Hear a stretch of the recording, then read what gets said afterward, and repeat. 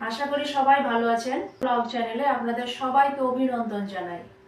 আজকে বৃহস্পতিবার আর এখন বাজছে সকাল 9:30।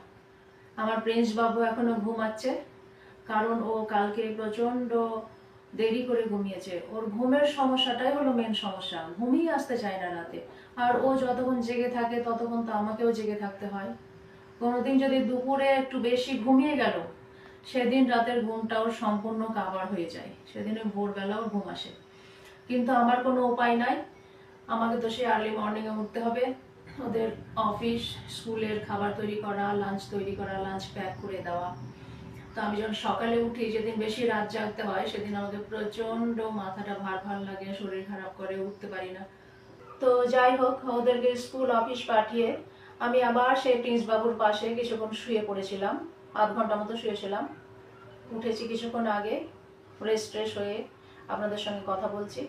আর আজকের সারাদিনের যা যা কাজ সেগুলো করব, আর তার কিছু কিছু অংশ আপনাদের সঙ্গে শেয়ার করব। আশা করছি ভালো লাগবে। তো দেখতে থাকুন আজকের ব্লগ।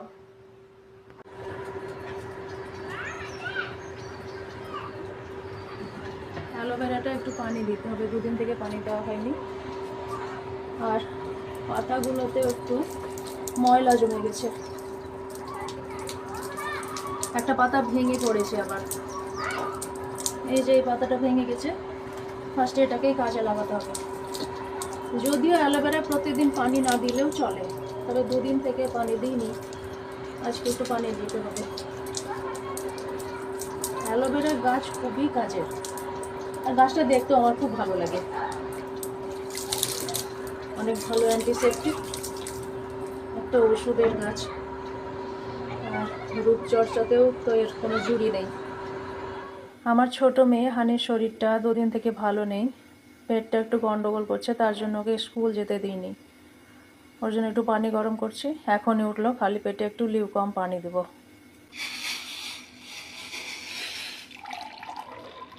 পানিটা একটু বেশি গরম হয়েছে, একটু ঠান্ডা পানি মেশাতে হবে। নর্মাল টেম্পারেচারে মোটামুটি একটু গরম থাকবে। হানি, এখন কেমন লাগছে শরীরটা বেটা? এখন শরীরটা আগে থেকে একটু বেটার লাগছে।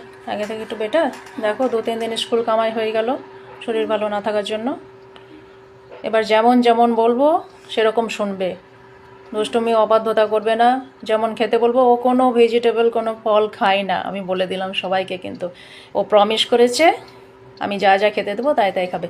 নাও, এই পানিটা লিউকম আছে, শিপ শিপ করে খেয়ে নাও। হ্যাঁ, পুরোটা খেয়ে নিবে, তো পেটে যে গ্যাসটা তৈরি হচ্ছে, ইনডাইজেশন হচ্ছে, সেটা কমে যাবে। আস্তে আস্তে খাও, আমি ওদিকে যাই। এখন আমি রান্না করব, একটা টক করব, আলু, সজনে ডাঁটা আর টমেটো দিয়ে।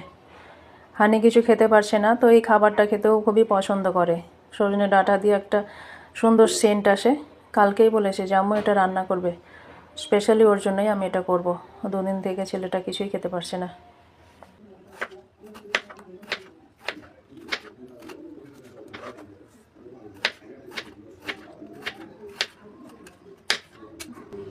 আমার আলুগুলো কাটা হয়ে গেছে, এবার এটাকে পানিতে ডুবিয়ে দেবো আর একটা মশলা তৈরি করে নেবো এই রান্নাটার জন্য।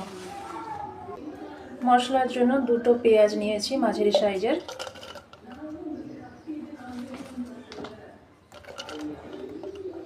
আর ওতে দিয়ে দিচ্ছি 10 থেকে 12 কোয়া রসুন।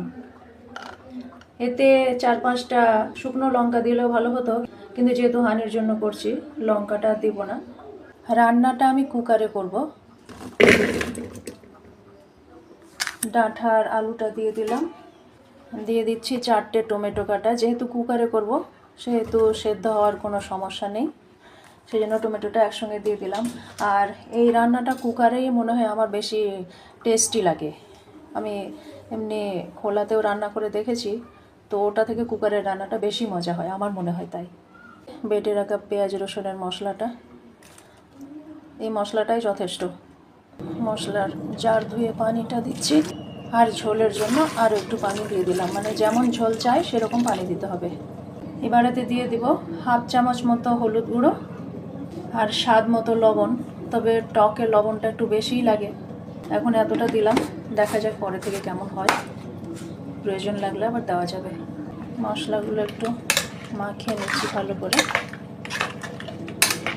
এবার এটাকে গ্যাসে বসিয়ে 4 থেকে 5টা সিটি লাগিয়ে নিব, তাতেই সিদ্ধ হয়ে যাবে। ঢেকে দিচ্ছি, 4 থেকে 5টা সিটি পর্যন্ত অপেক্ষা করতে হবে, ফ্লেমটা থাকবে হাইয়ে। এখানে আমি রান্না করব পালং শাক। একটু তেল দিয়ে দিচ্ছি, তেলটা গরম হলে পেঁয়াজ রসুন দিয়ে হালকা ব্রাউন করে নেব। আর 5 থেকে 6 কোয়া রসুন, পেঁয়াজ দিয়েছি অর্ধেকটা কুচি করে। এই রান্নাটা করছি স্পেশালি প্রিন্স বাবুর জন্য, আমাদের সবার জন্যই, তবে ওর কথা মাথায় রেখে আমি করছি, কারণ দিনের বিভিন্ন সময় ও চকলেট, তারপরে কেক, তারপরে বিস্কুট কুকিগুলো খেতে থাকে, তো আর ওগুলো জাঙ্ক খাবার, যতই হোক পেট পরিষ্কার হয় না। তার জন্য এই পালং শাকটা দিলে পেট পরিষ্কারের কোনো সমস্যা থাকে না, আর এমনিতেও এটা প্রচণ্ড পুষ্টিকর একটা খাবার। পেঁয়াজটা প্রায় লালচে হয়ে গেছে, এবার আমি কেটে ধুয়ে রাখা পালং শাকটা দিয়ে দেবো।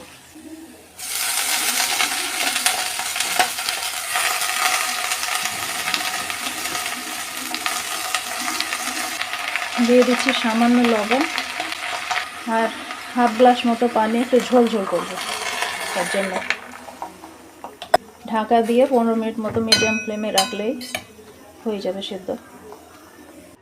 আর এদিকে প্রিন্স বাবু আমার উঠে পড়েছে, হাতের কাছে পেন পেয়েছিল, কি অবস্থা করেছে।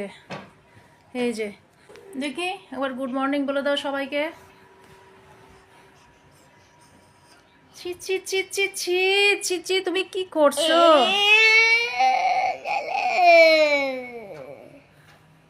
দেখি মুখটা দেখো, দেখি বাবা।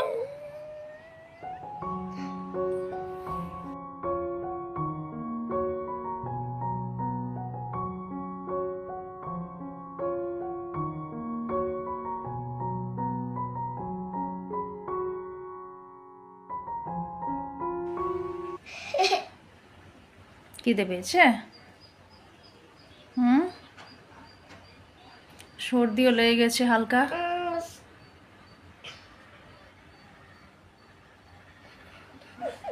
দেখি দেই, করে না করে না করে না, নো, আমাকে দাও পেনটা, দাও পেনটা, দাও দাও দাও দাও। পালং শাকটা আমার প্রায় হয়ে গেছে রান্না, আর এত নরম শাক তো রান্না অত বেশি দেরি লাগে না, হয়ে যায় সঙ্গে সঙ্গে। এদিকে আমার আলু টমেটো সজনেটাও সেদ্ধ হয়ে গেছে, এখন দিয়ে দিব কিছুটা ধনে পাতা কুচি। এটা তরকারির পুরো টেস্টকে আরও 1000 গুণে বাড়িয়ে দেয়। আর দিয়ে দিয়েছি 3টে কাঁচা লঙ্কা চেরা। এবার এটাকে রসুন দিয়ে ফোড়ন দিয়ে নিব। তেল গরম হয়ে গেছে, এবার রসুন কুচিগুলো দিয়ে দিচ্ছি, 5 থেকে 6টা রসুন কুচি। রসুনটা প্রায় কালচে হয়ে আসবে, তখন আমি আলু টমেটো সজনে রান্নাটা ঢেলে দেবো ওতে। রসুনটা ভাজা হয়ে গেছে, তরকারিটা আমি একবারে ঢালতে পারি না, আমার খুব ভয় লাগে, মাঝে মাঝে ছিটে এসে লেগেছে আমার, তার জন্য ওই চামচা দিয়ে অল্প অল্প করে ঢেলে যখন কমে যায় তখন ঢেলে দিই। দেখতে বেশ সুন্দর লাগছে, টকটক রান্না, শীতের দিনে এটা বেশ ভালোই লাগে ভাতের সঙ্গে খেতে। মাছ দিয়েও হয়, তো আজকে আমি একটু অন্যভাবে করলাম। মাছ দিয়ে করলে তখন না আলু পেঁয়াজ আর রসুনটাকে কষিয়ে নিতে হয়। তো বন্ধুরা, আমি এখন বসে গেছি প্রিন্স বাবুর খাবার নিয়ে। রান্না বান্না সব কমপ্লিট হয়ে গেছে আমার প্রায়, আর ঘুম থেকে ওঠার পর ওকে একটু কুসুম কুসুম পানি খাইয়েছিলাম, আধ ঘন্টা হয়ে গেছে।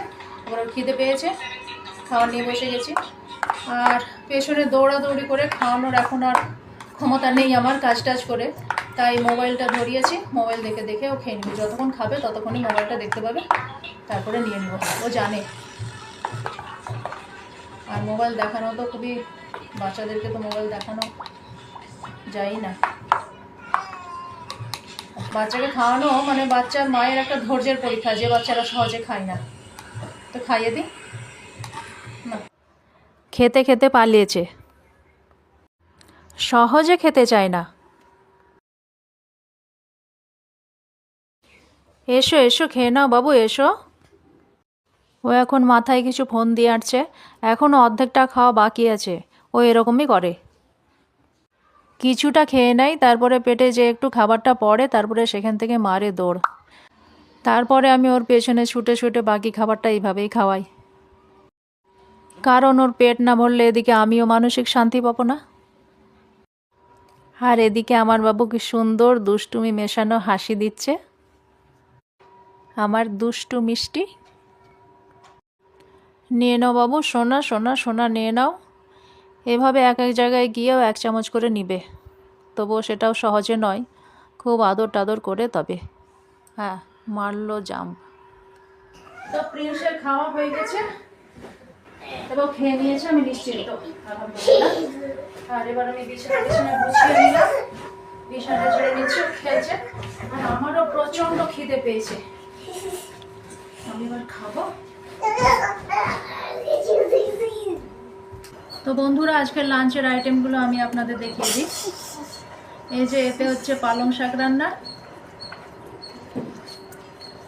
এতে মুগ ডাল, আমি একটু পাতলা করেই করেছি আজকে। এতে আমার মেয়ে হানির জন্য কলার ঝোল রান্না করেছি। এটা হচ্ছে আলু সজনে টমেটো, এটা ডিমের ঝুড়ি ভাজা, আর এটা হচ্ছে ঢ্যাঁড়স ভাজা। তো এই ছিল আজকের লাঞ্চের আইটেম। তো বন্ধুরা, আজকের ব্লগ এ পর্যন্তই।